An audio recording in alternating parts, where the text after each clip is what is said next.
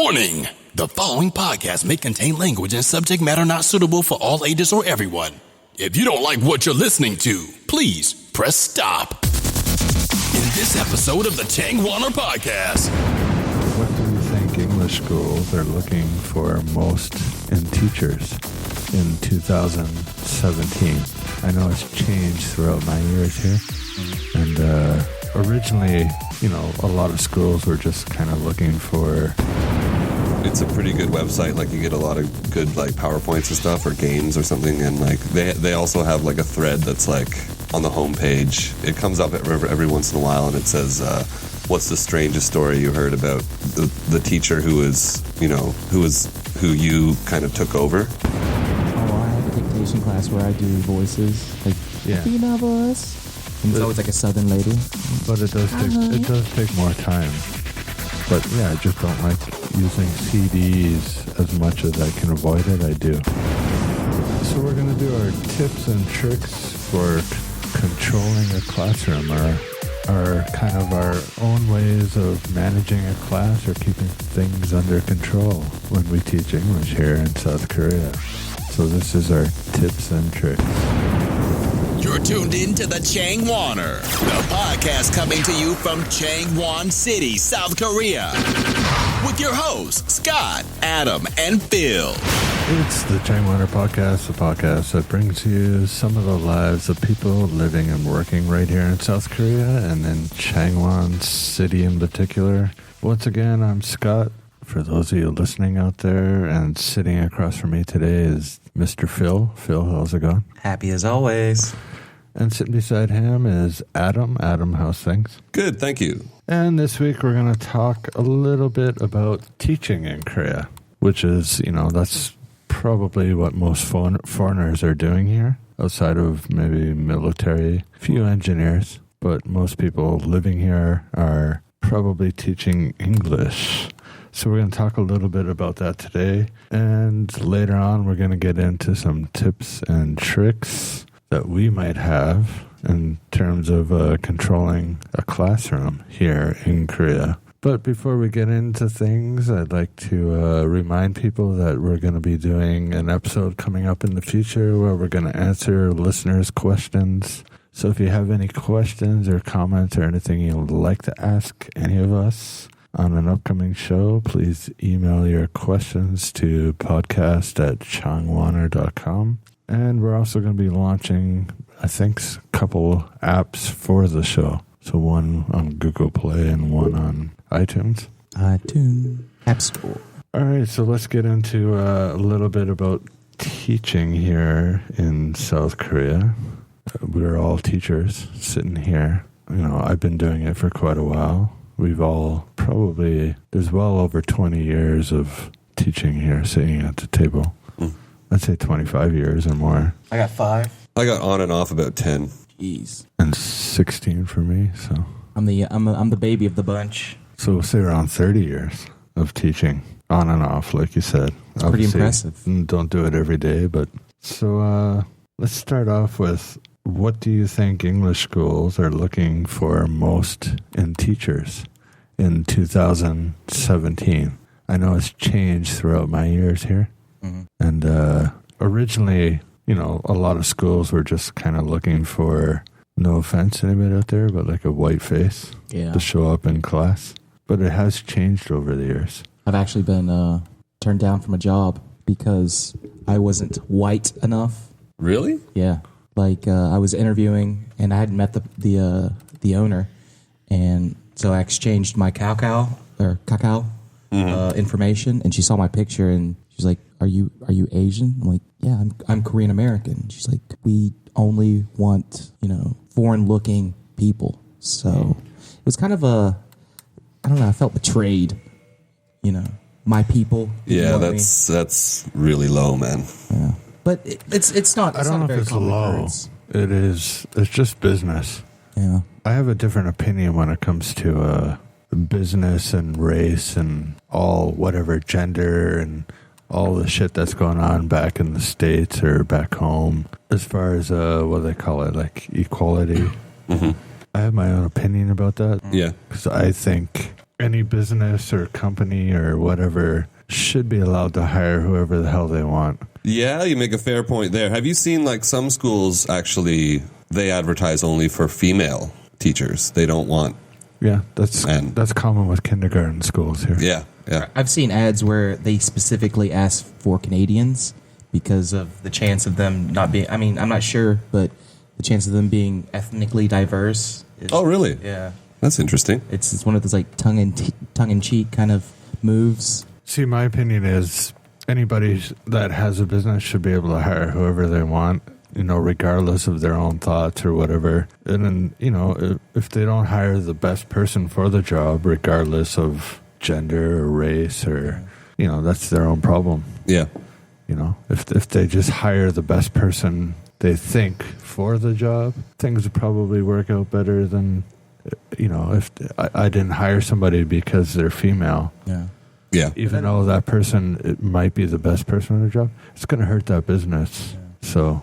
Well, aside from race or gender, I'd say like they're looking for someone who's good with kids, someone who's friendly, someone who's, not much of an introvert, There's not really much way of being able to tell that either, though. That's true.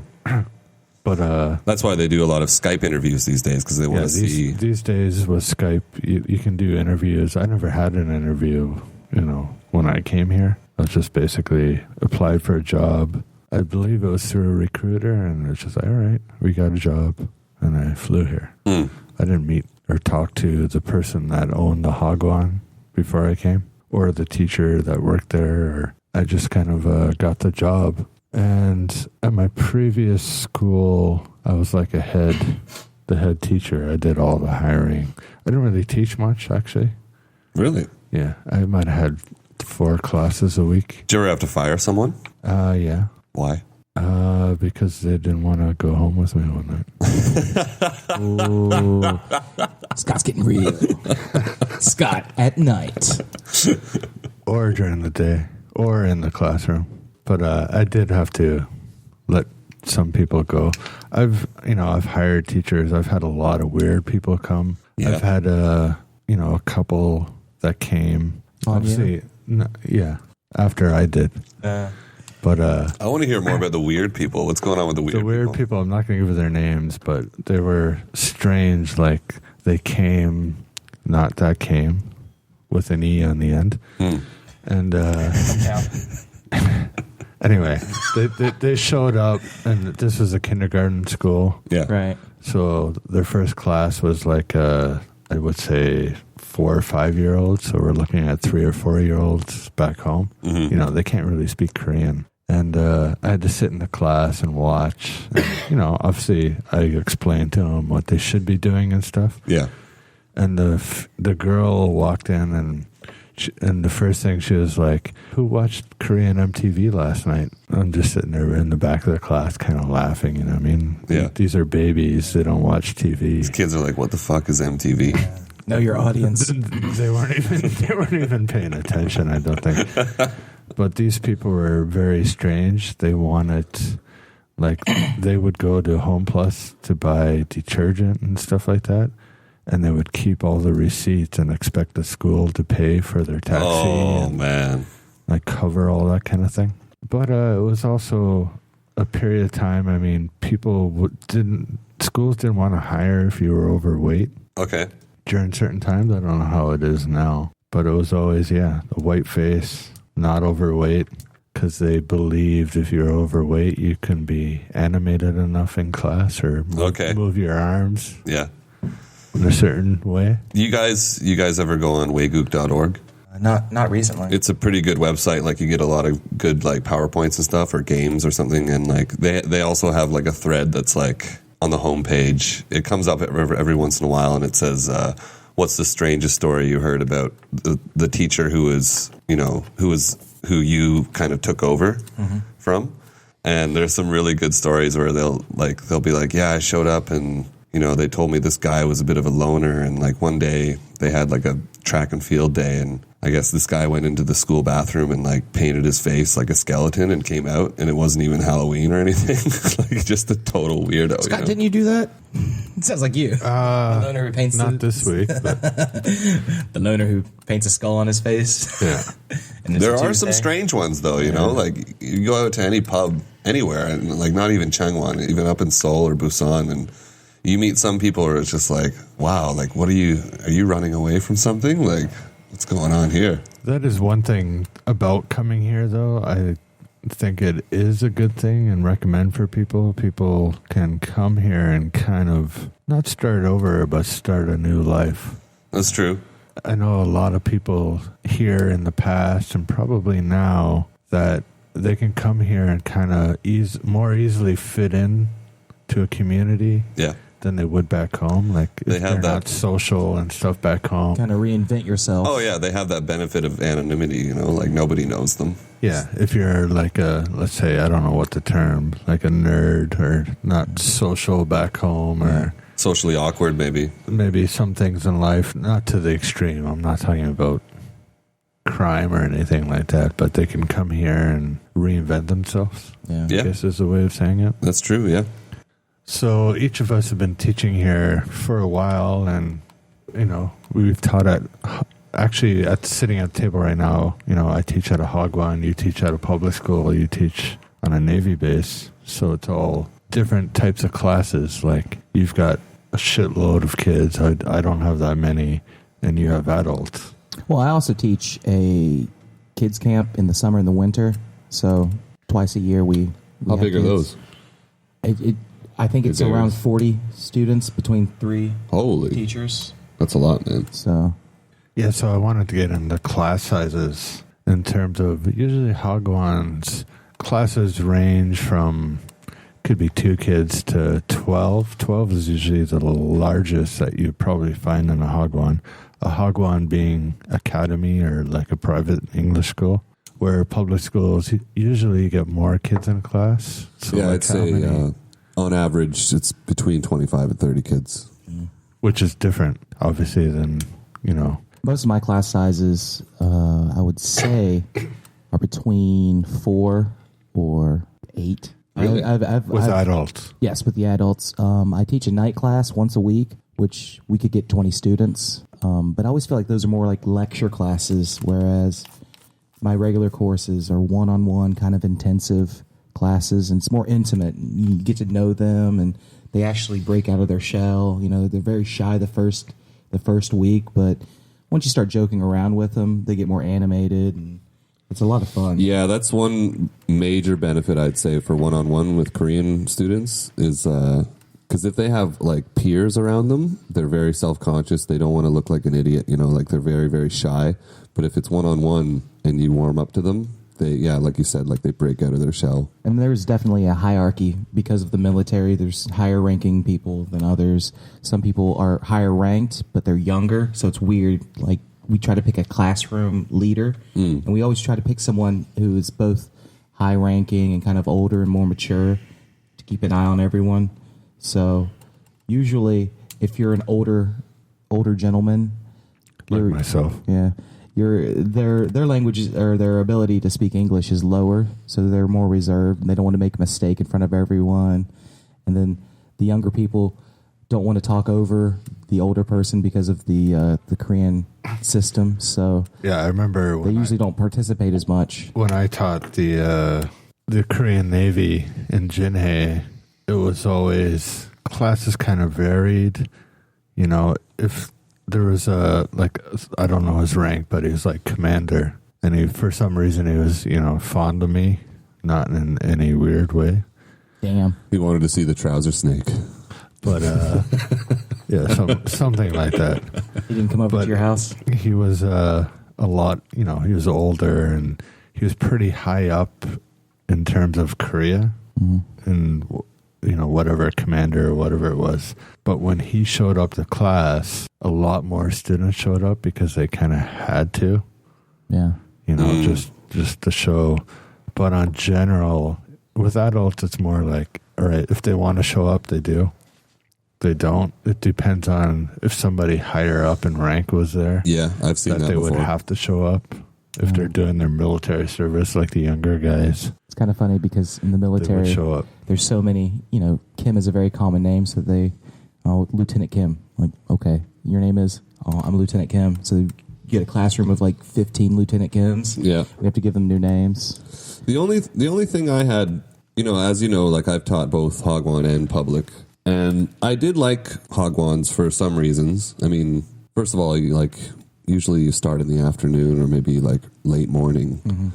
But there was one thing I really hated, and that was my Hagwon director. He'd put me in an evening class with, let's say, 6 or 8 students, and 3 of them would be like advanced, and another 3 would be, maybe intermediate or upper intermediate, and then 2 would be total beginners. So you get like a salad, and it's just like you want everyone to talk, but these beginners, they get so Far behind. and they just get intimidated. They're just like, well, I don't know, like how to talk to you guys.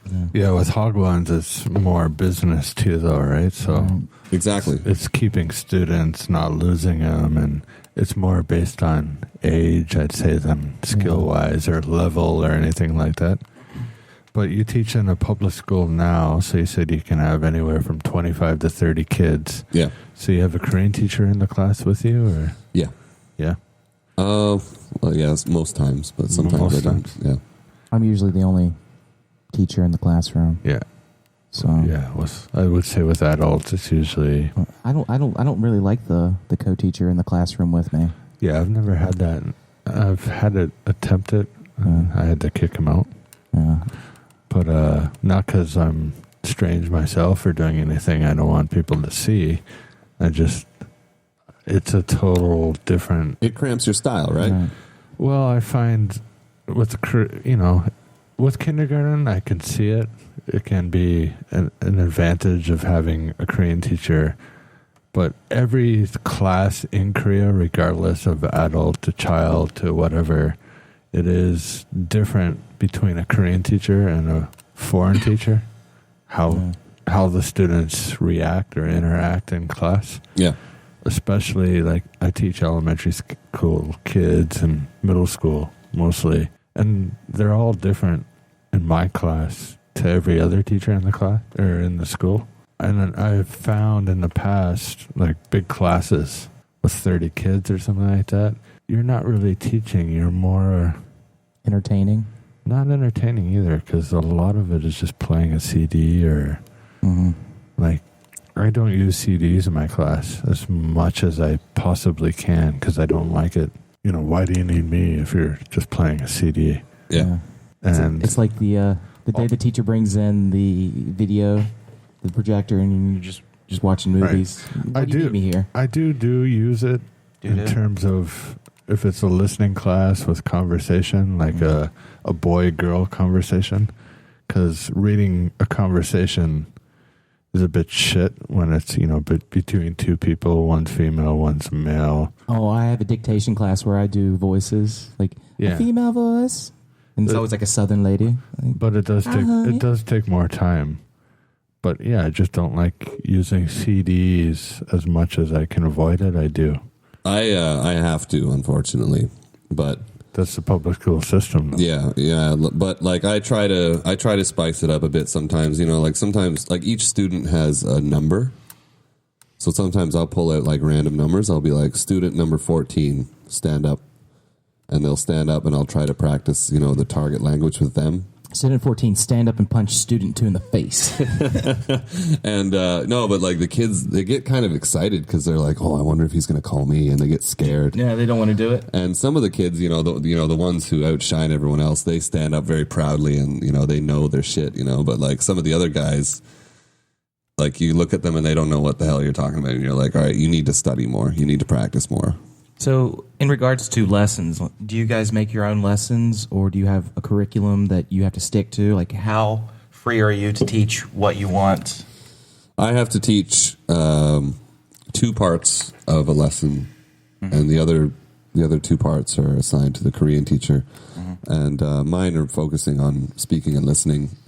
And yeah, I have to stick to the book, but at the same time, I can also make PowerPoints to introduce like the target language. And public school is a bit weird too, though, in terms of like, let's say if you're teaching elementary, is it mostly elementary that you do? yeah, I started off doing half elementary, half middle school, but I guess they cut funding to middle school, so now I'm at only elementary schools. In the past, I don't know about now, but in the past, there's such a big jump from English in elementary school to middle school, but then a big difference between middle school English and high school English in terms of difficulty. You know, like elementary school back a couple of years ago, a few years ago, when there were, I don't remember what it was called, NEAT or something like that, some new program they're introducing in NEAT. Korea. And the thing in public schools was like, let's take Adam for instance. He'd be teaching classes, teaching pretty much like alphabet, like ABC, and 95% of your class is probably in a hagwon or has private lessons in terms of English, and it's just kind of all extremely basic and yeah, it's a lot. It's it's very to redundant. most of the kids in the class. Yeah. You know what I mean? I mean, there's always the oddball in class, like The odd I was dick. type thing. But most of the kids' level of English is a lot higher than what's being taught in a public school in elementary school. But then when they get to middle school, it's a huge jump in terms of testing. I'm not a fan of testing. Like you have TOEFL, you have, what's some of the other ones? TOEIC. TOEFL, TOEIC, TESOL, TESOL, ECL. and like TOEIC scores and stuff. It's important teaching adults. I don't know if the Navy has those tests, but when I taught in the Navy and in They're encouraged to take it in for a promotion. company. When I worked at STX, like a company with adults, every now and then, the entire employees would be tested on the TOEIC test, and depending on your test score would determine whether you stay with the company, whether you move up. I just want to interject here. If we have any Korean listeners, I tutored a friend of mine recently on the TOEIC speaking test, and he got accepted at an MBA program in the United States, and he just moved there. Humble brag. Yeah, it was a bit of a humble brag. I did a TOEIC test myself with employees and just realized this is kind of a joke. Not that it's easy. It was poorly done. The tests were photocopied, black and white, and I think there was at least 15 questions on there that, what color is the sweater this person's wearing? It's black and white. It's a black and white picture. And I also think, some people are really intelligent but are not good at tests. Yeah. I've never been really good at taking I kind of tests. put myself in that category. But I know Koreans over the years that are really shit when it comes to TOEIC tests and don't do well on any kind of English test. But they're a hell of a lot better in communication. They can conversate, right? Right. Yeah. Just talking with them and hanging out with them, their English is so much better than somebody that has a 920 on a TOEIC test, because they're just, it's kind of common in Korea.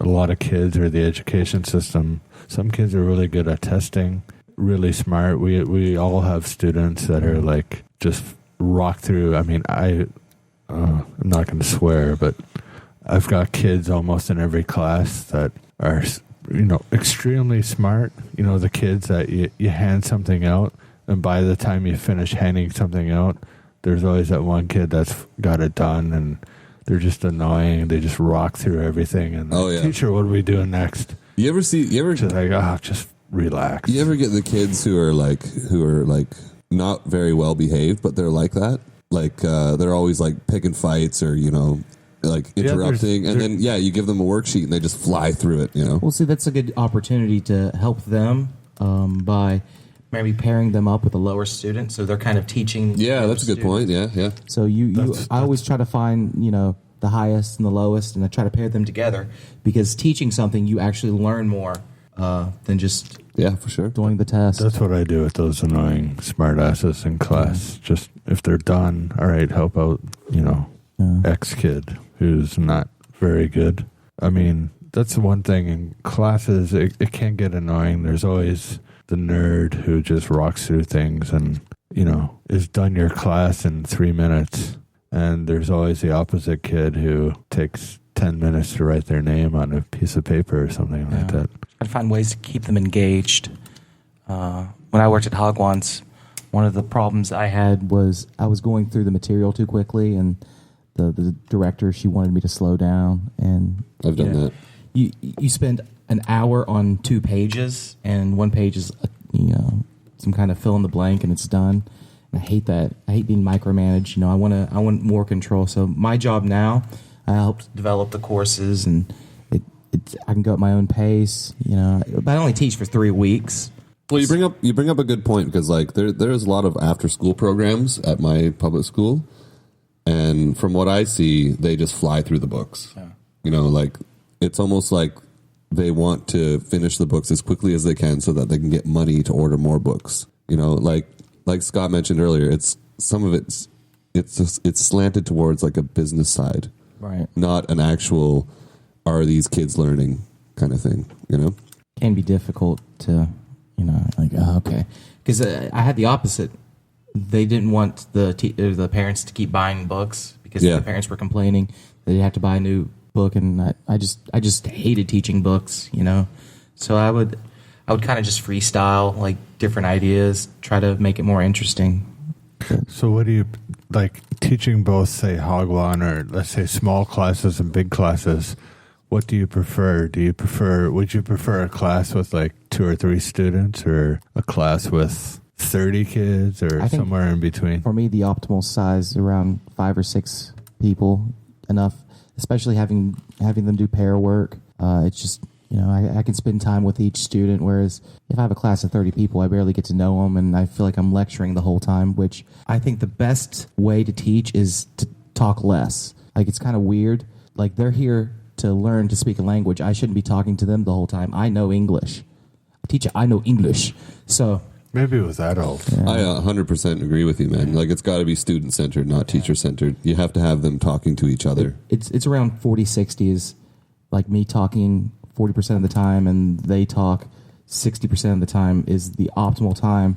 So having a smaller class, I teach them interview questions on random topics, just to get them, because conversation is mostly asking questions. People love talking about themselves. It's their I think they know the most. And Adam, how about you? Well, I'm going to say classes, small classes. Yeah, well, I'm going to say, like, if you want it to be more effective, obviously it's going to be a smaller class. But I've been doing this for 5 years almost, teaching big classes. And I mean, it all depends on the teacher. If you can get the students engaged, then you have an audience, and they'll listen to you. And if you make it fun, which we're going to get into, I think, later, but like, if you make the classes fun, if you make it so that when you leave, the kids are like, that class was enjoyable. Like, I'm looking forward to our next class, English class with Adam, then that spells it out for you. As long as the kids are engaged, and as long as they take the material and they make use of it somehow, Yeah, I'm kind of in the middle. I prefer my classes around 10 students, 10 to 12. Smaller classes with 2 or 3 kids, they are kind of easy, but they're also, you go through the material a lot faster than you would with, say, 10 kids. So I prefer classes around 10 to 12 students. And I also, again, it sounds weird, but I said this, a couple podcasts ago, I prefer the younger kids. Have you ever I was going to bring this up. What do you think, girls or boys? Girls are definitely more studious and more mature at younger ages. Oh, I was going to say the same thing, man. Like, my female students, they outshine the boys by a large margin. They're native writers, they're studious, they're everything, but it's the reason why I don't want to have sons anymore, is because of teaching. Oh yeah, I'd much prefer to have a daughter. The smartest girl student is the best student, and the smartest boy student is the most trouble. So, it's weird how a really smart boy in the class is usually the smart ass in the class. You know what I mean? Like, yeah. really intelligent kids are smart enough to know that they're messing with you. Yeah, that's true, man. That being said, though, like I'd say the best English speaker in my school right now is a boy, and it's because he watches a lot of American TV and he plays hockey and stuff. Like he's not set in that Korean. You mean ice mold. hockey? Yeah, he plays ice hockey. Yeah. And I was trying to get a rise out of Canadians because I swear to God, like whenever I talk to this kid, I'm blown away. Like I'm like, I can't believe you can speak English this well. One day I wrote the word family on the board. This is like a few years ago. And I was like, what's family? And he raises his hand. He was only in like grade 3 or 4 at the time. And he's like, anyone who's blood relation. And I was like, how the fuck did you know that? You know? I've had to teach one student when I was working at the Hagwon. It was pretty much just me and him, and he was insufferable. He'd always say that he has a high IQ and all this stuff. So we were playing, what I call, playing out the clock.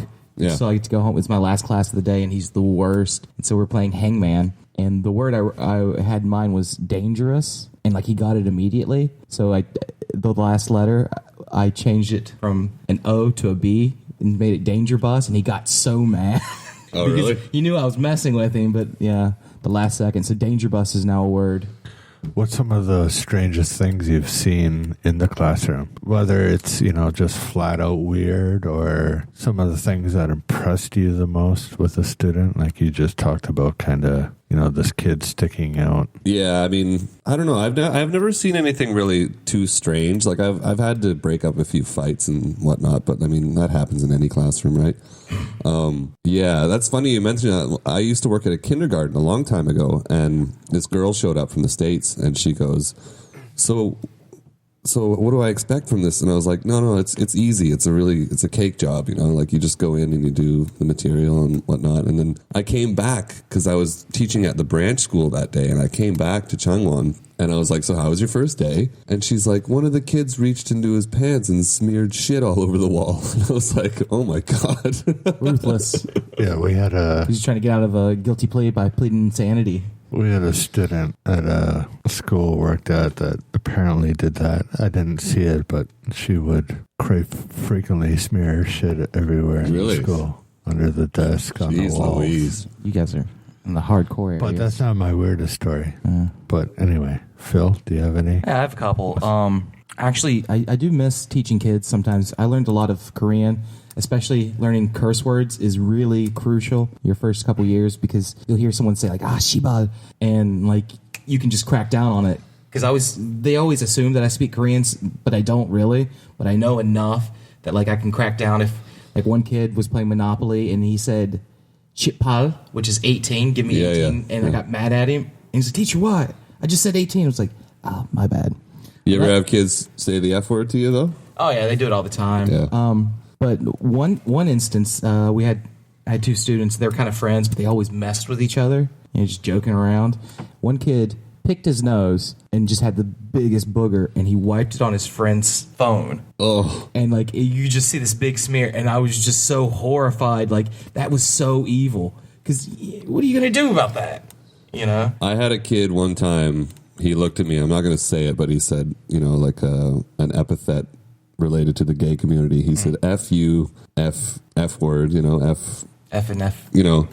And I looked at Bundle him. of sticks. I looked at him and I just said, what? And he was like, he said it again. And I said, I don't understand what you're saying. And I knew exactly what he was saying, but I didn't want to give him the satisfaction. And I didn't want him to know like that angers people. So he just kind of looked at me confusedly. And I was like, oh, I handled that pretty well. Yeah.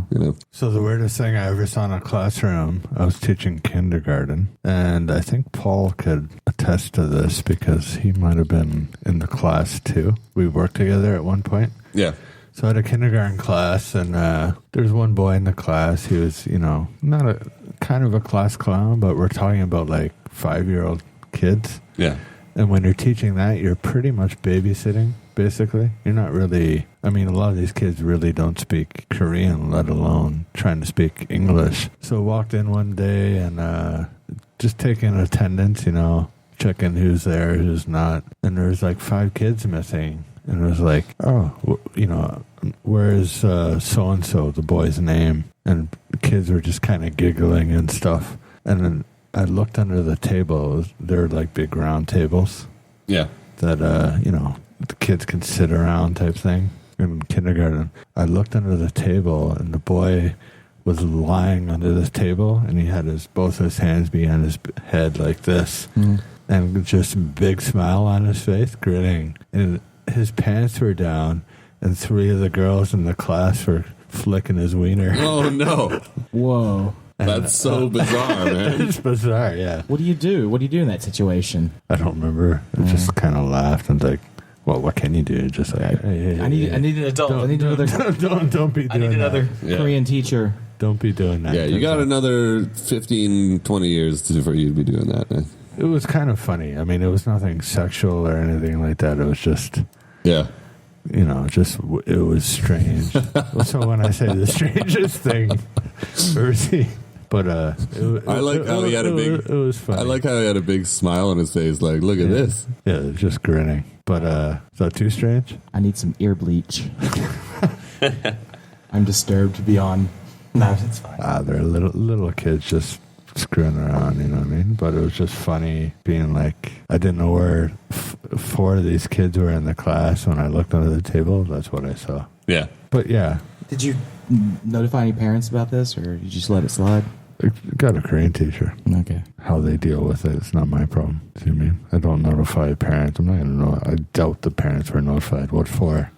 So how do you discipline students if there's any unruly behavior? Well, let's get into that. We're going to do our tips and tricks in terms of, let's say, controlling a class, or may help things that we do that help make classes go a lot smoother. Mm-hmm. Triple T time. It's the Changwoner's tips, tricks, and techniques to living and working a happier life in Korea. All right, so this is our tips and tricks for controlling our classroom, or a couple ways each how we manage our class and keep things under control and make the 40 minutes, 50 minutes kind of fly by without any major problems happening. Yeah. So let's start with Phil. Phil. So teaching adults is kind of tricky. Most of my students are older than me. So sometimes on the first day of classes, I'll walk in and just take a seat with them. Kind of confuses them, and then like, oh wait, I'm the teacher, and they're like, ah ha ha, it's hilarious. But it's not really. It's only for me. I actually had an incident this week. My co-teacher was complaining about the students. There were 3 Marine guys, pretty big guys, and they've been late for her class constantly. So, she was really upset about it. She doesn't like to discipline students. So I was like, I'll take care of it. So what I did was I walked in, because I had the class right after her. So I walked in during their break, and I told, it was a group of 7 students, 3 Marines, 2 civilian workers, the Coast Guard. And so I told all the other students to leave, but the 3 Marines just sit in class. I was just calm, which freaks them out. Like if you're angry and you're calm about it, it really freaks them out. So I sent all the other students, pack up your stuff, go in the other room, and just wait for me. And I stood there for almost a minute in silence, and they get really nervous. Like, teacher, you're making us nervous. Like, why? Why are you nervous? And like, oh, we're so sorry. Like, what are you sorry for? Oh, we were late from lunch. I'm like, yeah. Do you know what time our class starts? And so they're apologizing. They're telling me I'm so handsome. And it's like, listen, you guys are in the military. You know what time to be in class. Please be early. Yeah, you got to be punctual, right? Yeah, I hate when people are late or disruptive. So I told them to wait in this class, and then whenever you're ready, come join everyone else. And I walked out. And so being calm, I think, is the best approach. I used to lose my cool a lot with students, but now I think separating them from their peers is the best way. Like I've had a student throw a pencil case at me when I was teaching at a Hagwon. I was teaching kids, and he threw a pencil case at me, and like I Matrix style dodged it, and it just hit the wall behind me. I looked at him, and it was just because I gave him homework, which was my job to give them homework. So I told the student to get up and just go outside and wait. He's like, no. And so I opened the door and waited. I didn't teach until he left, and I kept him outside, and I could just see him crying. Like, if you lose your cool, then they win. Just, be calm about it. When I was a student, I was always, the class clown joking. And so you immediately find the student who's going to be the trouble, and you engage that student the most. You joke around with them, and I think it makes things a lot smoother whenever you're trying to teach, if they're being disruptive. So you can do the whole disappointed, quiet look, and it works with the adults. Yeah, because, actually the worst students I ever have are just students that sleep during class because they've been out drinking all night. So I usually just let it slide like, I've been there, bud. Just sleep it off. Come back whenever you're ready. All right. And any others? There'll be a difference between, let's say, you and our classes because you do teach adults. But I also teach the children. So, if someone's being disruptive, single them out. Sometimes for the kids, I make fun of that kid, and then the other kids call them, names and stuff. And so I just have the whole class gang up on the troublemaker, and that usually quiets them down. Spread rumors that they poop their pants or something, and they call them Dong Sage. All right, and Adam, what are some of your tips and tricks for managing a class? All right, you have bigger classes than all of us, so yeah. Well, I think the most important thing is to put your foot down. The first couple classes, you're going to run into kids who are troublemakers or who are not going to listen to you, or they're going to try and disrupt your lesson. So you got to make it clear to them that kind of behavior does not work with me. There's a bunch of ways I go about this. Sometimes I take them to their homeroom teacher and I say, this kid is acting up and you have to discipline him. And they're terrified of their homeroom teachers. So, that's usually pretty effective. Another one I have is sometimes I just get them to stand up. Like I take their chair away from them, and so they have to stand for the rest of the lesson. And, it sounds kind of like pedestrian, but it has worked for me in the past because it sucks standing through a 40-minute lesson, when all of your peers are sitting there enjoying themselves. Another one is I like to tie up my lessons with like a 10-minute game or so, and I'll either exclude them from the game or I will say there's no game today because of so-and-so. And that's when their peers look at him and they're like, I can't believe you did this. Like you ruined English class for us today. Yeah. And then they don't mess around after that. Just have them gang up on them. Yeah. And there's also, a lot of teachers do this. I don't do it myself, but I've heard it's pretty effective, is a point system. So like if a class is well behaved in a certain amount of time, you can give them incentives. You can say, at the end of the month, you guys are really good. So we're going to have like a cookie party or a snack party, and they eat that stuff up. They really love it. Quite literally. Yeah. All right. I have kind of similar ways. I've been doing this a long time. It's a big difference than when I first came to Korea. When I first came to Korea, my first school actually handed me this wooden spoon to hit kids with. Oh, man. And I was like, I'm not too into that. It's not my kink. Never used it, but this was a wooden shaped spoon thing that was carved literally to smack kids in the hands. But that's not the route I ever went down with, obviously. So thank God you didn't. Yeah. Wow. I just thought it was weird, but yeah. I still held it in front of the class because the kids knew what it was and they were scared. Yeah. But yeah, there's no way I'm smacking any kids around. Corporal punishment went away in our country, 60 years ago or something? It was popular here in the early 2000s. I think it still is. I've seen principal type, Oh, I think it still is. I've seen, principals punching kids in the face. Oh, yeah. I've seen teachers, with a meter stick slapping kids in the ass, I was at one school, and this kid, dropped the F-bomb, the major one, because he didn't, he thought he'd get away with it. And so I saw the owner, which was this older guy, really nice guy. He was walking by, and I was like, "Oh, could you come here for a second?" And I was like, "Why don't you just tell him what you said to me?" And he didn't say it. I was like, "Who here heard what he said?" And they all rose, their hands up. I'm like, "Tell him, whisper to him what he said." And the kid's face got white, and the director or the owner grabbed the kid by the shirt and just took him out and didn't see him for the rest of the day. Oh man. Yeah. He got, yeah. Another thing I've done before, it's kind of risky, but it's always worked, is I bluff. So I'll if someone's acting up, I'll take their phone or whatever, find their parents' contacts, and copy their number to my phone, and one more time, and I'm gonna call your father. Yeah. And so they take it as gold, just bluffing that I would call, because their parents probably can't even speak English, but if you have to call their parents, they will freak out. I've done that, but I'm like, I'm gonna bang your mom. Call me father. That works. That's weird because in all my classes, I'm probably older than all my kids' parents. And I've been in Korea longer than all my students. So it's a bit weird that way. But in my classes, I don't allow phones in my class. I have a basket. All kids have to put their phones in the basket, which is not one of my tips and tricks. That's kind of just the school I'm at's policy. But one of my first tricks I actually learned from my current boss is whatever I have planned out for the day.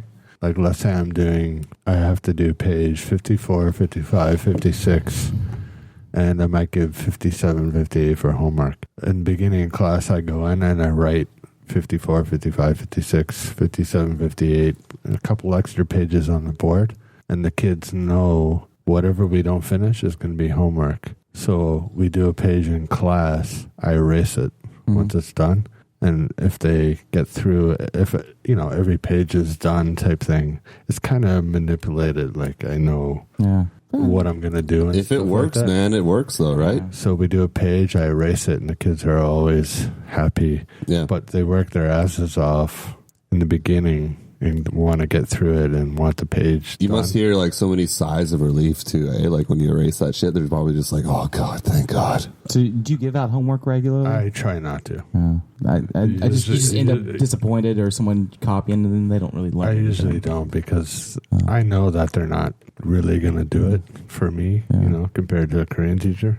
Another thing I do, I always write the kids' names on the board. Especially this is really helpful for new classes, new students. I just kind of lay it out starting from, say, the right side. I write the kids' names on the boards, and then I could always refer to it if I don't know the kids and know, okay, this is this kid's name. And I put 3 stars. And if a kid speaks Korean, I erase a star. If the kid does something good, they get a star. And so yeah, essentially like a point system, like a point system. Yeah. But by the end of the class, if they have at least 3 stars, they don't have homework type thing. So like a point system, but it's also a way of getting to know the kids' names and stuff like that. And then another thing, like you guys mentioned, I do sometimes kind of have the class self-police itself, whether it's pointing out a kid and, all right, we're not doing this today because of so-and-so and the other kids, but not so much, as an individual. I don't like to point out kids because it could cause trouble. So I'll be like, if somebody speaks Korean, you're writing this 5 times as a class. Yeah. So if a kid does do it, it's like, all right. Oh man, I miss like when I was out of middle school, like we mentioned earlier, like how female students are a lot better. And I used to have these girls, and this is when I knew that I was a pretty good teacher, is like they would stand up and they'd be like, everyone, shut up.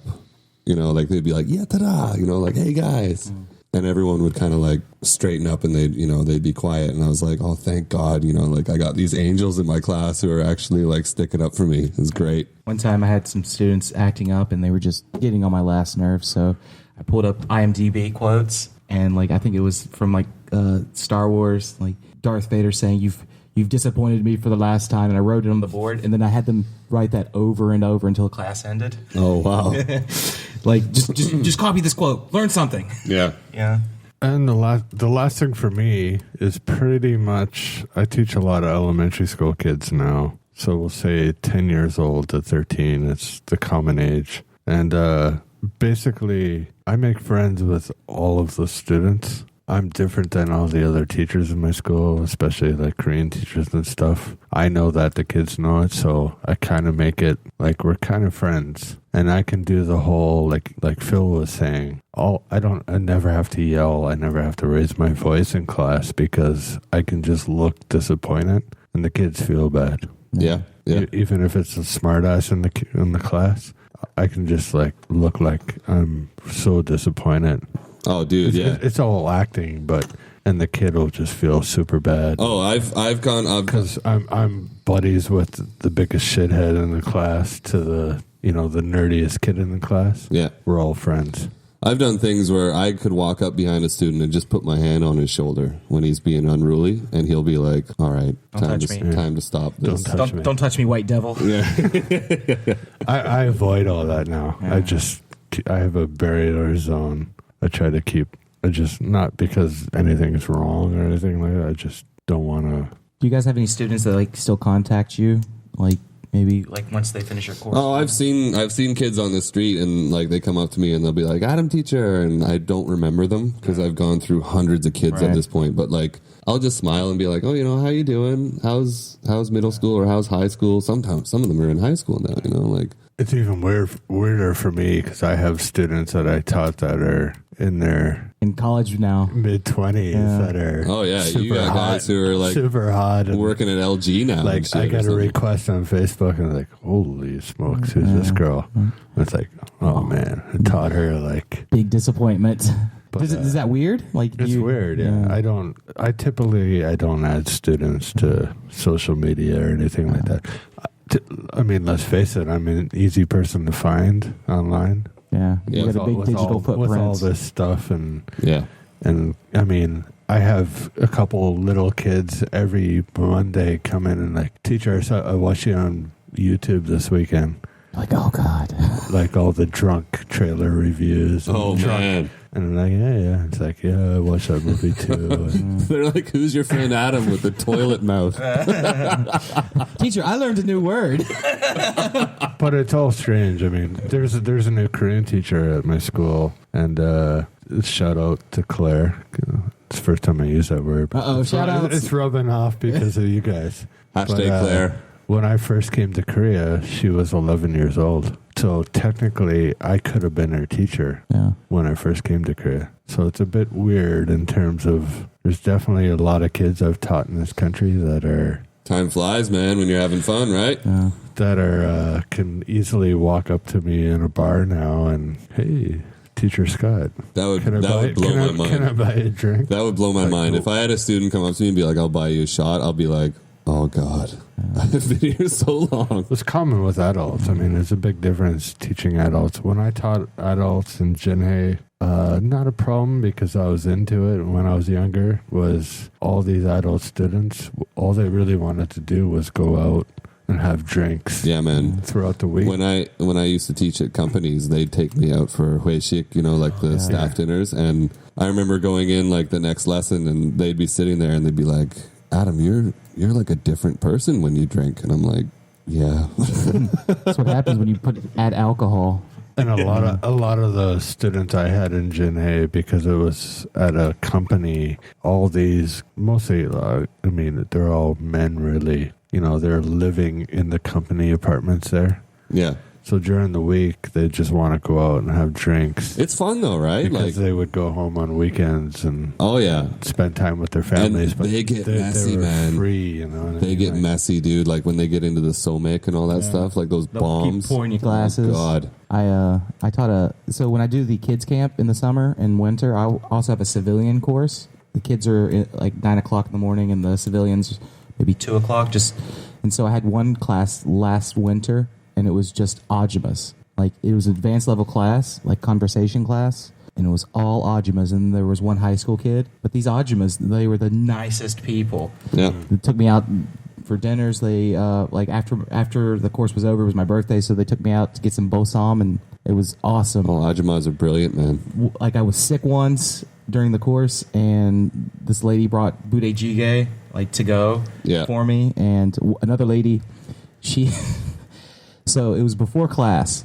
She was sneaking into her husband's liquor cabinet to bring me a bottle of Johnny Walker Black. Mm-hmm. And so she didn't think anyone was home, but she was sneaking anyways. And she took the bottle and put it in her bag. And her daughter walks up to her, I guess teenage daughter, and she's like, "Mom, what are you doing?" She's like, I'm going to English class. And she's like, "Mom, I saw you with the liquor bottle."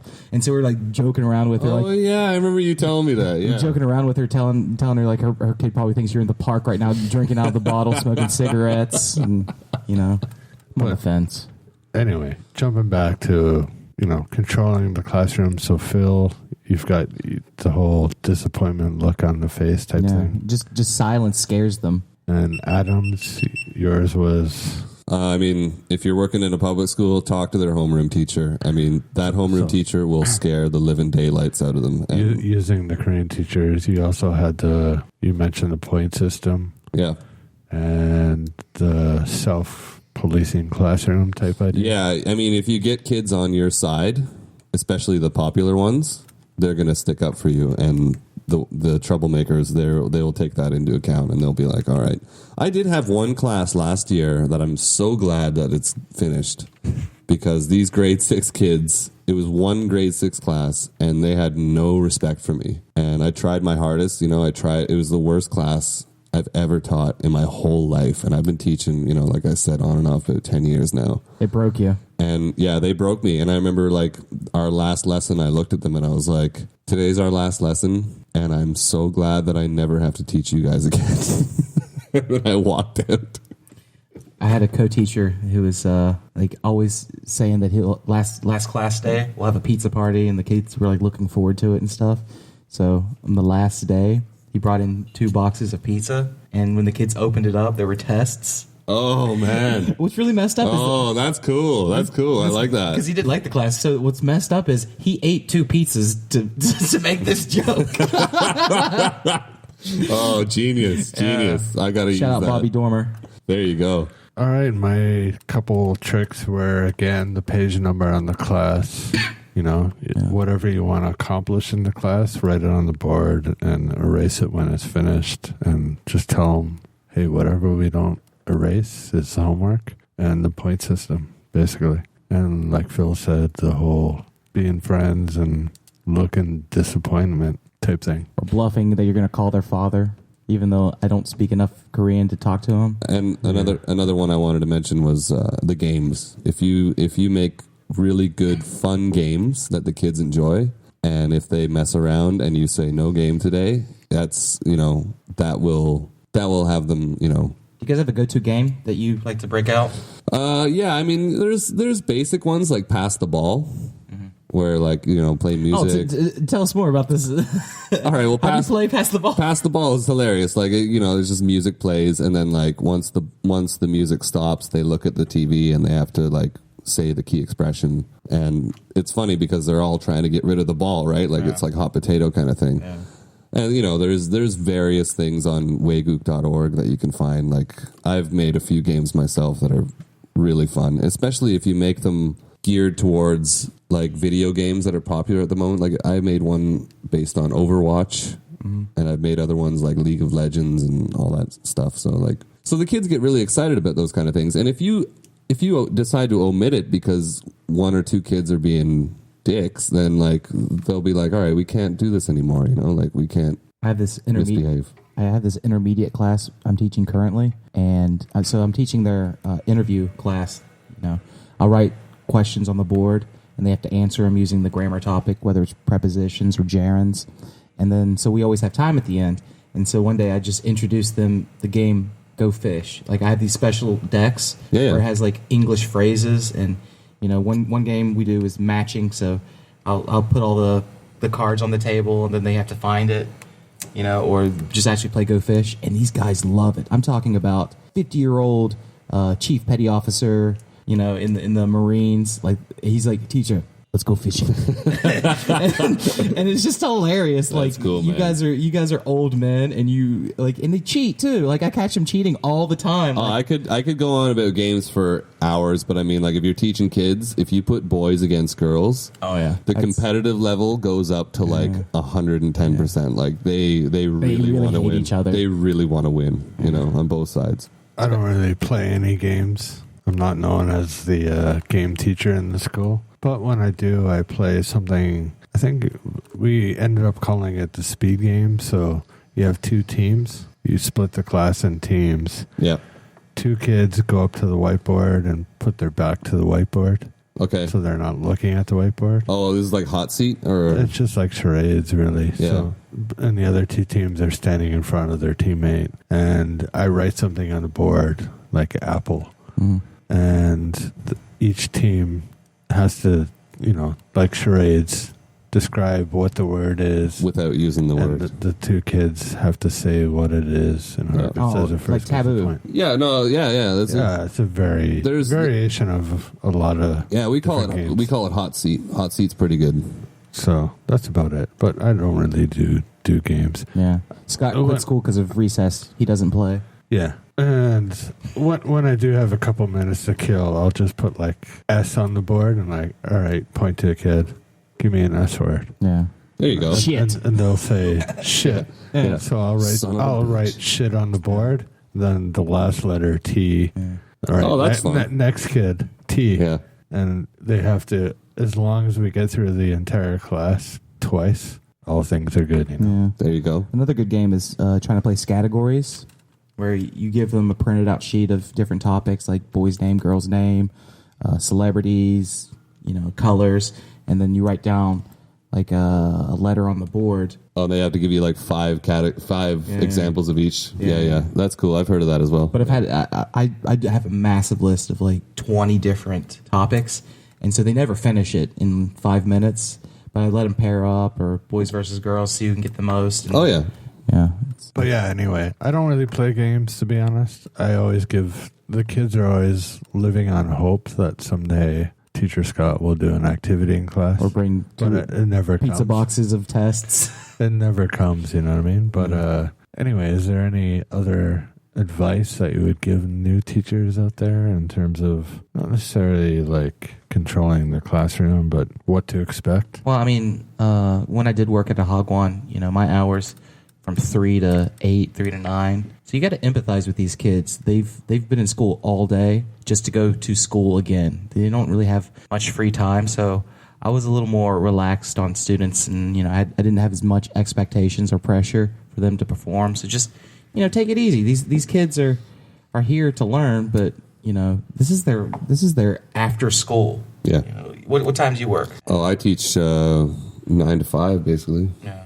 But like, during the summer camp, this is their summer and winter vacations, and these kids have to get up every morning at 9 a.m. to take a van. Yeah, I mean, I understand, but I mean, like, you gotta put your foot down on those first couple lessons, or else they're gonna fucking walk all over you, man. Find the biggest kid, beat his ass. Well, don't beat anyone up. Don't scream and yell and shit. Jail But I mean, rules. make it clear that you're not one to mess with. Like I think that's essential, and you got to do that within the first couple lessons. You guys ever If have you let it students- slide, Sorry. they're just gonna laugh at you. You have any students cry? Yeah, I've had a couple. I've never actually made them cry. I've had their homeroom teachers made them cry, but like, I've never made a student cry. It's not in my nature. I try to make them laugh, if anything. This week or Just in general. all the time? You always have you have kids crying. Nosebleeds is common. You're always going to have a kid that suddenly starts the gushing nose. Yeah. Don't know what that is. I don't know if that's stress here or what. The nose just starts bleeding. Yeah, I don't stress. remember being that age in particular, having that many nosebleeds and stuff like that. The only thing I can recommend is when you first come here, if whether it's a Hagwon or a public school, everybody, especially whoever the head people are and other teachers, are going to be throwing information at you, and it's too much to take in. Yeah. When you first get here and everything is weird, you're in a new environment, a new place. The only thing I can recommend is almost every textbook or whatever you're going to do, just keep in mind 2 or 3 pages of class. And that'll cover almost every school curriculum in terms of, this book is 4 months, this book is 3 months. Do 2 or 3 pages of class, and keep in mind nothing has to be like exact, you know what I mean? I don't need to prepare for a class. I'm not saying I don't. You can give me any book. I can walk into a classroom and teach it for an hour, 40 minutes, 30 minutes, 2 hours. Yeah, it gets to a point where you can do it on a whim. 2 or 3 pages, it could be a page about whatever, and every book almost has images and stuff. But you can just be like, all right, hey, what color shirt is this guy wearing? So you're basically saying, like, don't overthink things. Just go with the flow kind of thing. Right. And everything comes to you within, a month or 2. Yeah. Like kids' names and stuff like that. Yeah. Just, it's going to be an overflow of information Right. when you first get here.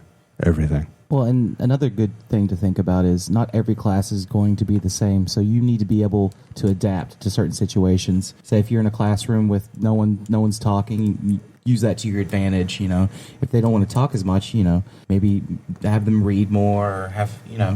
But if you have a chatty class, you know, open up the conversation at the end. You know, you can't teach the same style to every student. You know, you need to evolve your style for each class because You don't know who's coming in. Yeah, for sure. Oh, show. A show. get that for show. All right, we're going to wrap things up on that. So if people want to get in touch with any of us, Adam, how can people get in touch with you? I'm on Facebook, Adam Maxwell Ken. I'm also on Instagram, Ever Stalwart. And I'm also available at adam@changwoner.com. And Phil, how can people get in touch with you? Yeah, I'm on Facebook as well, Philip Wayne Stanley. Instagram, Phil Way Stan, and at phil@changwoner.com. Also, I got a special shout out to a longtime listener, Kirsten Orloff from Canada. She was listening to the show before she came to Korea. Good friend of mine. Excellent beer pong partner. So Kirsten, I hope we can have her on as a guest at some point. I think she's a little shy. Maybe we'll talk her into it. So have a good day, Kirsten. All right. And if people want to get in touch with me, you can get in touch with me anywhere, social media at Changwoner or at scott@changwoner.com via email. I just want to remind people that we're planning on doing an episode where we'll be answering listeners' questions or comments or anything like that. So if you have any questions or comments you'd like to send to us regarding Korea or, individually or whatever you'd like to ask us, send it to podcast@changwoner.com. And I also want to give a special shout out to a friend of all of ours, I think. A friend that is going to be moving to Canada in the next coming weeks. One of the co-owners of Biscacci, Matt. Shay Youngman. Yes, he's been on the podcast before. I'll put a link to that episode in the show notes for this episode. But yeah, so he's having his farewell party this coming Saturday. And thanks to that, it means I got to go out again this coming week. Y'all better show up and buy him a drink because Matt's a fucking great guy. Yeah. So him and his family are moving to Canada, which is, I wouldn't say strange, but, his wife is not Canadian. But I think she's going to university or He something. studied there for a year, I think. He lived in Vancouver. That's right. She's from Brazil. Mm-hmm. They have their son together. But anyway, they decided to move to Canada. They're moving to Halifax, I think. You guys know what Biscacci means in Portuguese? Yeah, it means bitch. Yeah. Oh, yeah. He's been on the podcast before, so we've covered all that stuff. I love you, Matt. Matt, you're a bitch. So yeah, anybody in the area, stop by Biscacci this coming Saturday. And don't say pay your farewell. tab. Never pay your tab. Or start a new one and then take off. Take off to Canada. Leave it up to James. Yeah, I'm gonna order drinks, everybody. Yeah. This round's on me. Ring the bell. 5 shots, everybody, and don't go back. No. Anyway, he's a good guy. We've done a lot of charity work together. We did the Star Wars thing 2 years ago. We did the NC Dinos thing with Eric Thames. A lot of charity work. And we've always done the Christmas fundraiser toys for orphanages. And He's surprisingly a nice person. yeah. Even though every time I see him, he makes fun of my eyes. So anyway, he's leaving, so I just want to give a shout out. Went to take your monster eyeballs. Second time in my life I've used the word shout out. Yeah. So shout out to Matt. And again, we're going to be launching a couple of apps hopefully by the end of this month. Shout out to App Store. Yeah, so you'll be able to find that on either App Store, Google Play or iTunes. So we'll post something, I imagine, when they're available and ready to go. That will be it for this week's episode. We hope you enjoyed this week's episode of the Changwoner Podcast and would like to remind you to please share, rate, comment, or leave any kind of feedback you like on iTunes or website or whatever media you are listening to us on. If you would like to be a guest on the podcast or have anything to promote on the show regarding the Changwon area, please email us at podcast@changwoner.com or get in contact with us via any social media. Tune in for next week's episode, and then, until then, remember, please share and become a Changwoner today. 10-4, good buddy. Catch you next week. Thanks for tuning in to the Changwoner Podcast. Stay tuned for our next episode.